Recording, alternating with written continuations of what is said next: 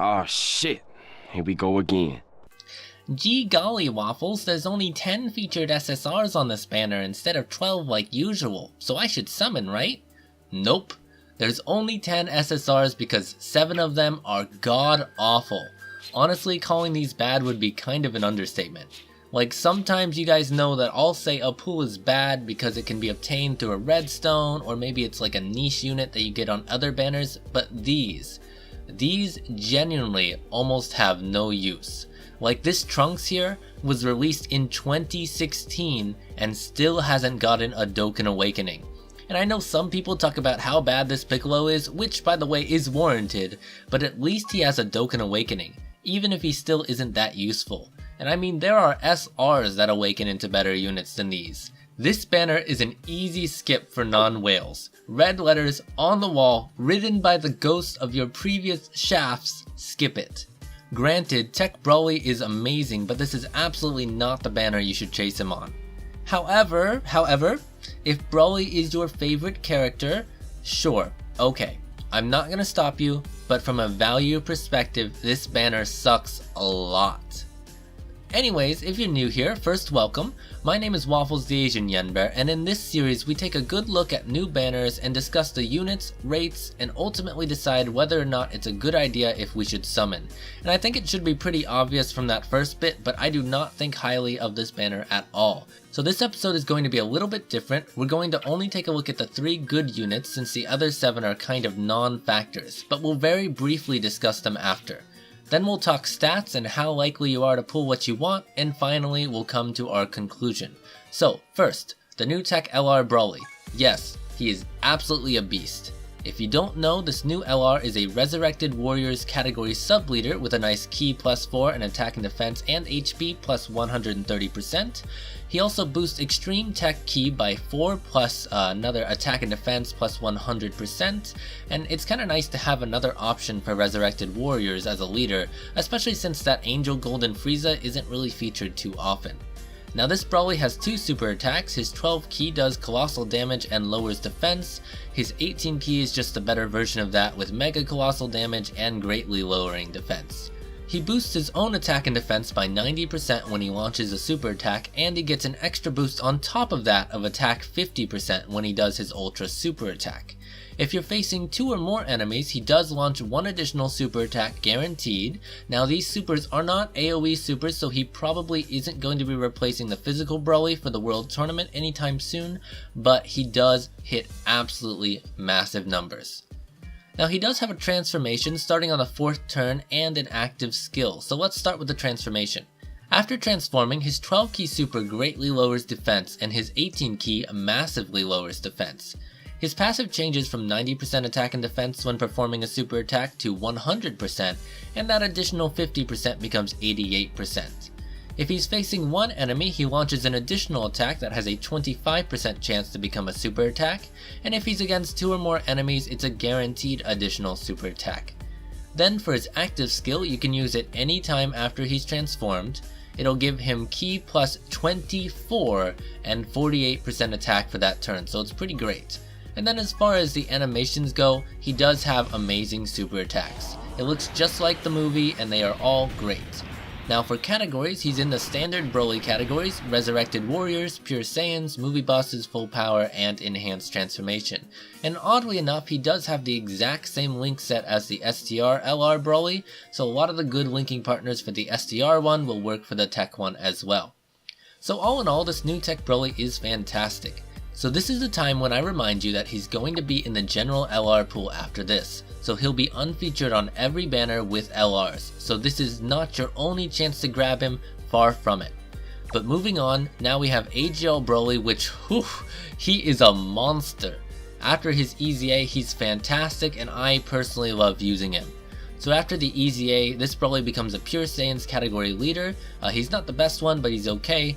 Ki plus 3 and 120% HP attack and defense to Pure Saiyans, plus ki plus 3 and HP attack and defense 100% to extreme AGL types, which is really helpful for Battlefield. Now his super attack raises his attack and defense for 3 turns and does supreme damage. However, the really cool thing is in his passive. It starts with attack and defense 70%, then every time he does an attack he gets 20% defense up to 80%, and every time he gets hit by an attack his own attack goes up by 20% up to 80. Which is just super nice because if you're really lucky and are about to get hit by 2 or 3 attacks before you super, you are easily hitting over 1,000,000 once you super. Then after 1 or 2 attacks, Broly is just tanking like a champ. He's a really good unit, but again, he's also unfeatured on every banner. Then Int, Paragus, and Broly are mainly a Pure Saiyans and Joined Forces support. They give Pure Saiyans or Joined Forces allies Ki +2 and attack +40%. They themselves also get a 130% boost to their attack when you're up against a Pure Saiyans enemy, which there are a lot of, so it's a nice support to have. I don't think it's 100% necessary because Turles exist, but they are pretty darn good. Then, if we look at the rest of the units, again, they're pretty terrible. This Goku gets an okay sub-leader skill, but he has a flat boost instead of a percentage. This Android 18 is just awful, and there are way better Android 18s that share the same name. This Trunks really needs a Dokkan Awakening. This Trunks has an okay sub-leader skill, but is otherwise bad. Same for this Goten. We already talked about this Trunks, but oh boy, he is bad. And this Piccolo is also terrible, but if you don't have a Piccolo, I guess he can give you a boost to events that have a drop rate for Namekian characters. That's kind of all I can think of for him being useful. So 1 out of the 10 characters is amazing. Arguably AGL Broly is also on that list, so 2 out of 10. Paragus and Broly are great support, so they're also a good pool. That means 2 out of 10 are amazing, 1 out of 10 is great, 7 out of 10 are really terrible. Then one thing we should also mention and consider is that there are 13 unfeatured LRs as well, so when we do the calculations we'll take that into consideration. But okay, let's take a look at the chances of getting Broly.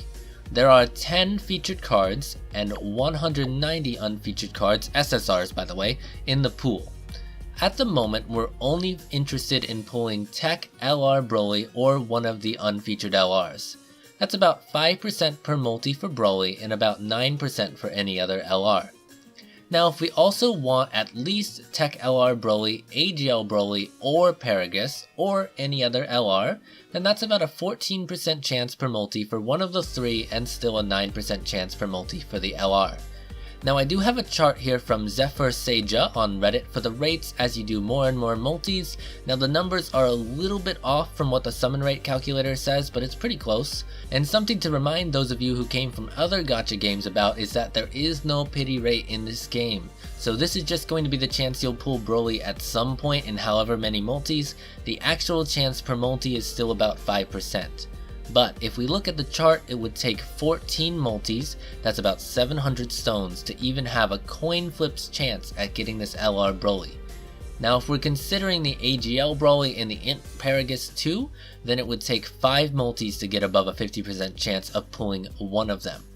Now I'm trying to make 2 points here. Number 1, the odds are not great for pulling LR Broly. I really wouldn't recommend chasing him on this banner. Now this is coming off of me doing the exact same thing where I chased LR, Caulifla, and Kale. It's a bad idea, don't do that to yourselves. But also, number 2, this Broly isn't going away. He's going to be in the unfeatured LR pool for a long time, and he'll probably even make an appearance on this year's New Year's banner if we get that guaranteed LR step up again. So my verdict after all this is to skip the banner. Honestly, it is really not a good banner. Also, I feel like I should mention that the anniversary is coming pretty soon and we do get the gacha coins. Those will add a lot of value to the stones you have, but again, this all comes down to skip the banner, save your stones, don't put yourself through this. Thank you guys so much for watching. If you happen to be one of the first people to watch this video all the way through, here is a giveaway reroll account with Super Saiyan Blue Evolution Vegeta, 3 LR Brolys, LR Goku, and LR Trunks, as well as a couple other Dokkan Fest exclusives. Whoever does pick this up, please let me know in the comments below so I can pin it and let other people know that this account is claimed. Now I've got to say, even trying to summon to get this account for you guys was pretty rough. There were a lot of crap SSRs I was getting while I tried to do this, so I will definitely say it reinforces, don't summon on this banner, it's not a good banner to summon on. But anyways, once again, thank you all so much for watching this, and I hope to see you in the next one. I hope you have a good day, good week, good life, and subscribe for more Dokkan Battle content. Goodbye!